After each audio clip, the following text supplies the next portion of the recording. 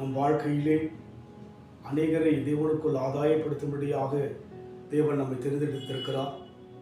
ஒடுக்கப்பட்டவளை தேற்றவும், அதோடு மாத்திரமல்ல, திடனற்றவளை திடப்படுத்தும்படியாக, ஆண்டவருடைய சித்தத்தை செய்யும்படியாக நாம் அழைக்கப்பட்டிருக்கிறோம்.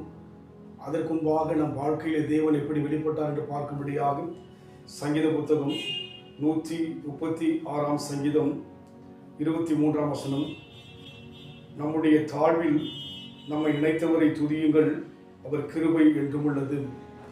நம் வாழ்க்கையில் கூட நாமும் ஒரு நாட்களிலே ஒடுக்கப்பட்டு தத்தளித்து தடுமாற்றத்தோடு இருந்தபோது நம் தாழ்விலே தேவன் நினைத்தார். அதனால் நம் வாழ்க்கையிலே நாம் அநேகரை இணைத்து அநேகருக்காக ஜெபிக்க, அநேகரை கர்த்தருக்குள்ளாக வழிநடத்தும்படியாக தேவன் விரும்புகின்றார். ஒன்றை நாம் மறந்து போகக்கூடாது. கர்த்தர் நம்மை தாழ்வில் நினைத்தார். அதை நினைத்து நம் வாழ்க்கையிலே ஒடுக்கப்படுகிற மக்களை தேவனுக்குள் ஆதாயப்படுத்த நம்முடைய முழுமையான காலங்களை கொடுக்கும்படியாக, நம்முடைய நேரங்களை கொடுக்கும்படியாக, நம்முடைய எந்த காரியத்தையும் தேவ சமூகத்திலே கொடுக்க நாம் தியாகமுள்ள மக்களாக இருக்க வேண்டும். தாழ்வில் நினைத்தார். உண்மையாக இன்றைக்கு தேவன் யார் நினைக்கிறாளோ இல்லையோ, தேவன் நம் தாழ்வை, நம்முடைய வேதனைகளை, நம் துக்கங்களை நினைத்திருக்கிறபடினாலே அவர் நிச்சயமாகவே நம்முடைய பிரச்சனையெல்லாம் மாற்றுவாருங்கிற நம்பிக்கையோடு நாம் இருப்போம். நாம் ஒருபோதும் மனிதனுடைய காரியங்கள் உதவி குறைந்து போகலாம், மனிதனுடைய நிலைமைகள் மாறி போகலாம். ஆனால் தேவன் தாழ்மையை நினைக்கின்றவராக, பிரச்சனையை மாற்றுகிறவராக இருக்கிறார். இஸ்ரவேல் ஜனங்கள் எகிப்திலே ஒடுக்கப்பட்டு அவர்கள் வாழ்க்கை கலங்கி பயந்து இருந்தபோது தேவன் நினைத்து மோசையை கொண்டு மீட்டெடுத்தார்.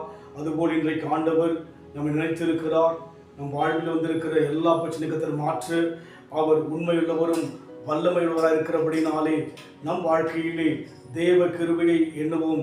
தேவன் நம் வாழ்க்கையில் அற்புதம் செய்வார்.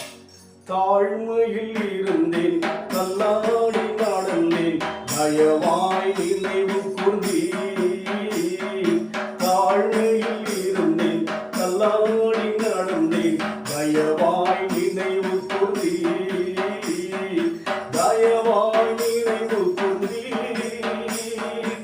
எத்தனை நன்மைகள் எனக்கு செய்தீர், எப்படி நன்றி சொல்வீர், எப்படி நன்றி சொல்வீர்.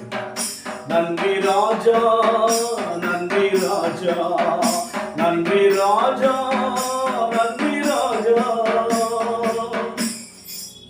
தாழ்மையில் நினைக்கிறவர் தள்ளாடி வாழ்க்கையிலே கலங்கின போது நினைத்து நம்மை தேவன் தூக்கி எடுத்தது போல நம் வாழ்விலும் கூட அந்த எண்ணங்கள், அந்த சிந்தனைகள் நம் வாழ்க்கையில் வர நம்ம இப்போ கொடுப்போம். அன்பின் ஆண்டவரே, எங்களை தாழ்வு நினைத்து ஆண்டவரே எடுத்து நிமிர்ந்து நிற்க செய்தீர். அதுபோல் இன்றைக்கு தத்தளிக்கின்ற, தடுமாறுகின்ற, அநேகர் நினைக்கின்ற அந்த நிலைமைகளை எங்களுக்கு தருவீராக.